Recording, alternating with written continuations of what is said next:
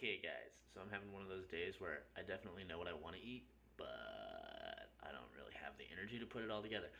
So, I'm probably going to take some shortcuts. But these are our ingredients. Going with refried beans, black beans, diced tomatoes with chilies, some corn that we're going to turn into some Mexican corn. We've got organic Valley Mexican blend. This was supposed to be vegan cheese.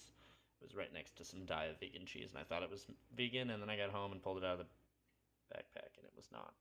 And we've got shredded lettuce, tortillas, our spice collection, which is onion powder, cumin, paprika and cayenne pepper, salt, and granulated garlic, and then I've got some minced garlic that I'm going to throw together in some stuff. And then we've got cilantro, lime, avocado, tomato, and red onion. So in case you can't figure it out from these ingredients, we're making burritos. I did forget to get brown rice too, so we're having burritos without rice. But if you're doing this yourself, get a thing of brown rice. It will make them so much better and so much more filling. Anyways, on to our first step. All right, so our first step is going to be to take these cans, liquid and all, put them in that pot, and we're going to mix it up. All right, so our filling is all mixed together. That's the refried, the black beans, and the diced tomatoes, liquid and all. We've got it on a medium heat. We're going to let the liquid in that reduce. We're going to grab our spices now, and starting with a good heaping helping, maybe two, of minced garlic. Yeah, that looks like enough. Shoop. And then we're going to do cumin.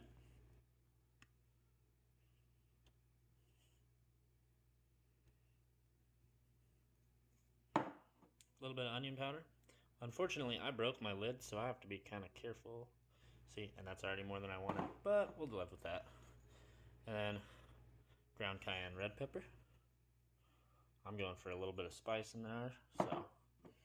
And then a little paprika. And that's our spices. We'll probably add lime and salt to this as we get closer to the end. Alright, next up we took our cans of corn, drained them off, and now we're going to add some cayenne pepper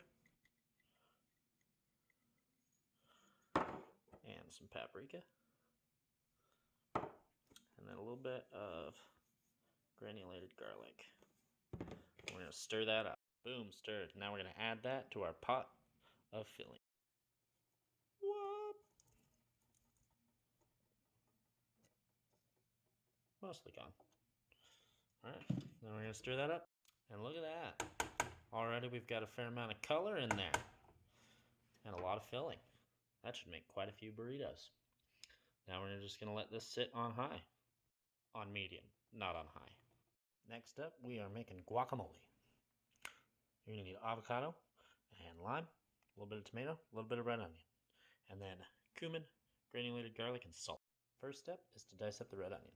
And then you're going to take half of that giant red onion that you just diced up and throw it in your filling. And then you're going to take the other half of that red onion and throw it in your mixing bowl for your guac.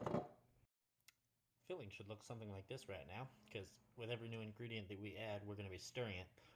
Part of that is to make sure that everything cooks evenly. The other part of that is to make sure that it doesn't stick to the bottom of the pan, because while sitting on medium heat, it will do that if you're not paying attention.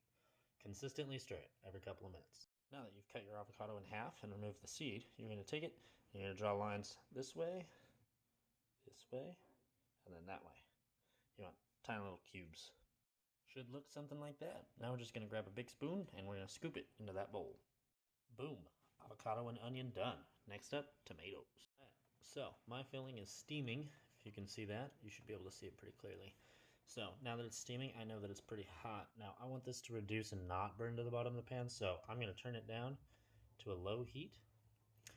And that will help in the reduction process. Back to our tomatoes. Tomatoes, rinsed. Now we're going to dice them. While dicing, remove the stem from the center with a triangle cut. Tomatoes, diced. Add to the mix. Our mix is combined, but we're going to add lime to it, and since we're going to add lime to it, we're going to wait to stir. Let's check on our filling. Our filling is doing pretty good. Still heating up. Not sticking to the bottom of the pot as much. So, let that sit for a little bit longer. It's still not reducing quite as quick as I want, so I may throw that in the oven. Wedge your lime. Take 2 of your wedged limes and squeeze them into your guacamole mix. With your lime in, sprinkle a little bit of salt, and I really do mean sprinkle. Don't want a lot. Then you're going to add a sprinkle of cumin. If you add too much of this, it will change the color and it won't look like nice fresh guacamole. Just a light sprinkle of that and a light sprinkle of garlic powder. That's all you need. Now we're going to make. I like to use a fork when I'm making guacamole. Much less likelihood that I'm going to break up these tomatoes, but pretty easy to, as you can see, mush down that avocado. Boom! Big chunk, healthy looking guacamole. Next, we're going to take our 2 bits of lime and we're going to take one of our packages of cheese and we're going to add it to our mix, our stuffing, as you will. So you're just going to take your lime and squeeze it in. That's 1 wedge. And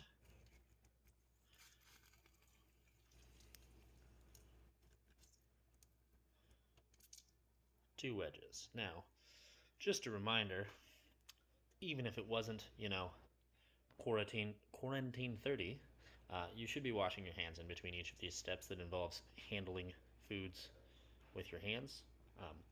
Your hands are going to get messy. And also, it's good to constantly wash your hands when you're cooking. Next up is our packet of cheese.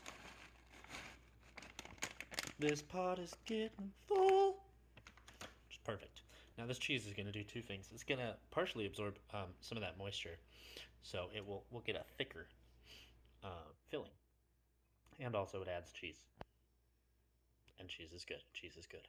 And stuff. Well, that had the opposite effect of what I wanted. That is now really liquidy. So what we're going to do is going to take it and we're going to take some tortilla chips. We're going to crush them into it, and then we're going to throw that in the oven. And the tortilla chips will absorb some of the moisture. Alright, so we've got our layer of crushed up tortilla chips. We're going to add our filling to that. Now we're going to stir it up. And then we're going to add another layer of crushed up tortilla chips on top. Boom! Now we're going to stir that up again. Boom, done. Now we're going to throw that in the oven and let it bake for about 10 minutes, then we'll check on it. While that's baking, we are going to clean up some of our mess. And now with a clean work environment, cilantro.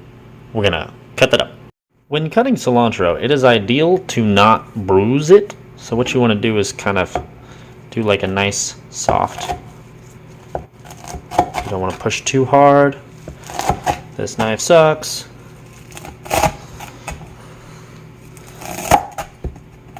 Just nice and soft. Just like that, you're going to go over it multiple times.